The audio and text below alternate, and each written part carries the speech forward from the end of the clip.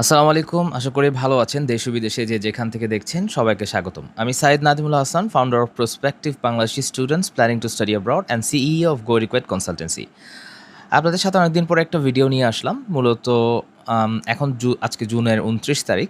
So যারা September সেশনের জন্য এপ্লাই করেছিলেন তাদের অলমোস্ট এখন আর কিছু করার নেই ওয়েট করা ছাড়া। সো এখন আমরা প্রিপারেশন নিতে হবে হচ্ছে জানুয়ারির জন্য বা আদার যে সেশনগুলো আছে। এখন যারা এই বছরে যেতে যাচ্ছেন তাদের জন্য শুধুমাত্র অপশন আছে হচ্ছে মালয়েশিয়া। আর বাকি সবগুলো অপশনস আপনার জন্য হচ্ছে জানুয়ারিতে।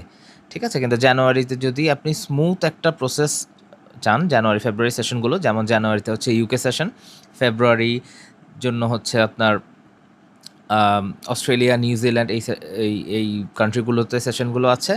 তারপর কানাডার জন্য জানুয়ারি সেশন আছে। তো আপনার কি প্রস্তুতিটা আসলে প্রয়োজন, হ্যাঁ? আর সেপ্টেম্বরে ইউজুয়ালি আমাদের ইউরোপের মেইন সেশনগুলো থাকে। সো ইউরোপের জন্য যদি আপনি স্কলারশিপ ফুল ফান্ড ট্রাই করেন, সেক্ষেত্রে এখন থেকেই আগামী বছরের জন্য এপ্লাই করাটা সবথেকে পারফেক্ট টাইম। কারণ আপনি সব কিছু গুছাতে এনাফ সময় পাবেন।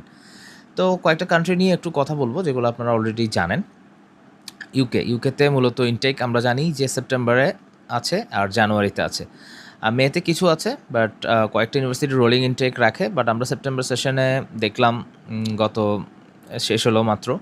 এখন অনেকগুলো কথা হচ্ছে ইউকে ইউনিভার্সিটির আপডেটটা একটু করে দিয়ে দিই। সেটা হচ্ছে, আগে আপনার সোর্স অফ ফান্ডের তেমন একটা প্রয়োজন হতো না, বাট এখন আপনার ইউনিভার্সিটিকে ইউকেভিআই অনেকগুলো গাইডেন্স দিয়েছে। তার মধ্যে একটা হচ্ছে সোর্স অফ ফান্ড।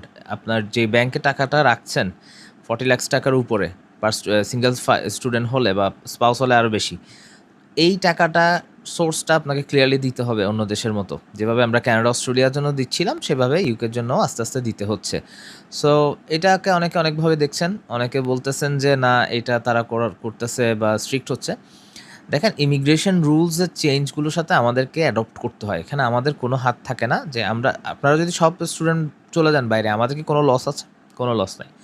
তা আমাদের কাজ হবে আপনাদেরকে রাইটভাবে গাইড করা, যে প্রত্যেকটা জিনিস ঠিকমতো যাতে হচ্ছে, প্রত্যেকটা ডকুমেন্টে যাতে ভুল না হচ্ছে, হ্যাঁ?